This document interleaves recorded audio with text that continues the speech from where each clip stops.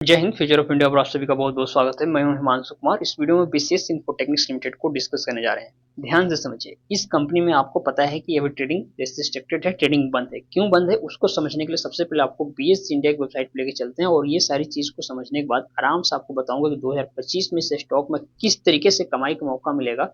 साल 2025 में किस तरीके से ये स्टॉक अपना जलवा बिखेर सकता है, इसको आसान भाषा में आपको समझाऊंगा मैं। सबसे पहले यहाँ बीएस इंडिया की वेबसाइट पर पाइए। यहाँ पे देखने को मिलेगा विशेष इन्फोटेक्निक्स लिमिटेड मैंने ओपन किया हुआ है। यहाँ पर स्पष्ट लिखा है suspended due to penal reason, यानी कि कंपनी को पेनाल्टी लगा है। किस चीज का पेनाल्टी लगा है? क्योंकि कंपनी ने एनुअल लिस्टिंग फी जो होता है, एएलएफ फी कहते हैं शॉर्टकट में, इसको नहीं चुकाया है कई महीनों से, कई सालों से, जिस वजह से सेबी ने, एक्सचेंजेस ने इसमें दरअसल इसमें क्या किया है कि इसकी ट्रेडिंग बंद कर दी है। अभी एक्सचेंज पे ये ट्रेड नहीं हो रहा है, जिस वजह से जब आप नीचे यहाँ मार्केट डेप्थ में देखेंगे तो आपको देखने को मिलेगा कि बाई सेल नहीं हो रहा है, कोई भी बायर्स या सेलर्स यहाँ मौजूद नहीं है। तो इससे दिक्कत क्या हो रहा है कि जिन लोगों के पास शेयर्स होल्ड हैं वो परेशान हो रहे हैं, क्योंकि शेयर्स ट्रेड नहीं हो रहे तो जाहिर सी बात है शेयर्स में वॉल्यूम नहीं आएगा। वॉल्यूम नहीं आएगा तो शेयर के प्राइस में तेजी नहीं आएगी। तेजी नहीं आएगी तो जो होल्ड करके बैठे हैं शेयर्स को उन्हें नुकसान होगा, शेयर का प्राइस नीचे आएगा। तो इस चीज को, इस समस्या को दूर करने के लिए और क्या उपाय किए जा सकते हैं, इसको समझने का हम लोग प्रयास करते हैं। कॉर्पोरेट एक्शन में तो कोई कॉर्पोरेट एक्शन देखने को मिलेगा नहीं, क्योंकि जाहिर सी बात है जब अभी तक कुछ इसमें ट्रेडिंग हो ही नहीं रहे तो कॉर्पोरेट एक्शन कहाँ से आएगा। कुछ लेटेस्ट अनाउंसमेंट को देखें तो यहाँ पे आपको देखने को मिलेगा कि जनवरी में 10 तारीख को लास्ट अपडेट यहाँ पे आपको देखने को मिला था।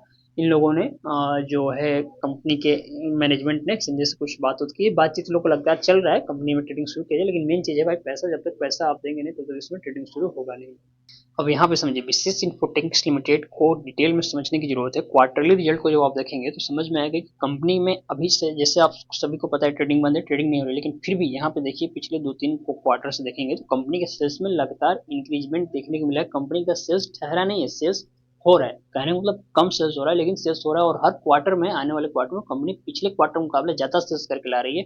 ऐसा ये चीज दर्शाता है कि कंपनी के पास पोटेंशियल है। कंपनी जो भी काम करती है उस काम की डिमांड है, और क्या काम करते हैं मैं यह भी बताऊंगा। और इस काम के बेसिस पे कंपनी के शेयर प्राइस में देर से भी तेजी आएगी ही आएगी। और ये जो आप सेल्स में देख रहे हैं बढ़ोतरी, ये कंपनी के गुड मैनेजमेंट की साइन है। ये मैनेजमेंट मतलब शांत नहीं बैठा है, कुछ न कुछ लगातार कर रहा है। जैसे मैंने आपको वहां पे भी दिखाया था कि इन लोगों ने लगातार कोशिश की है कि कैसे भी करके इसमें जो ट्रेडिंग है उसको शुरू किया जा सके। यहाँ पे देखेंगे नेट प्रॉफिट भी आपको कम होते हुए दिखा है। प्रॉफिट तो था नहीं, कंपनी के पास लॉस में थी, लेकिन कंपनी ने लगातार लॉसेस कम किए हैं पिछले 2-3 क्वार्टर में। अब क्या है, कंपनी के Q3 के जो नंबर आने वाले हैं उस पर सबकी निगाहें टिकी हुई है। Q3 के नंबर अगर बढ़िया आते हैं तो इसमें कंपनी के जो ट्रेडिंग जो फीस चुकानी है, नो लिस्टिंग फी, वो उम्मीद है कंपनी चुका देगी। हालांकि मेन दिक्कत है कंपनी अभी लॉस में है। एक बार कंपनी प्रॉफिट में आ जाएगी, कंपनी के पास पैसा आ जाएगा, तो फिर इस जो एनुअल लिस्टिंग फी है इसको चुकाने में कंपनी को देर नहीं लगेगा।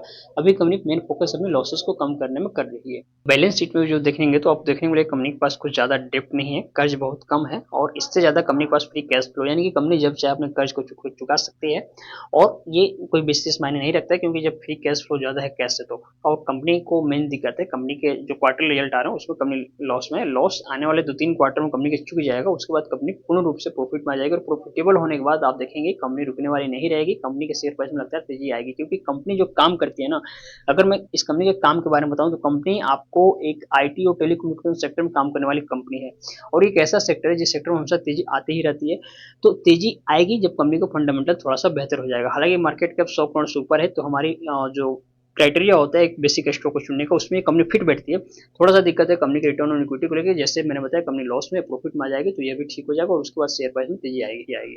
इन्वेस्टर्स में जब आप देखेंगे तो 2% के आसपास कंपनी के प्रोमोटर्स, यानी कि बहुत कम नहीं है, ठीक ठाक मात्रा में प्रोमोटर्स, तो थोड़ा सा आपको इसमें समय देना होगा, और समय देंगे तो आपको ज्यादा नुकसान इस स्टॉक में नहीं होगा।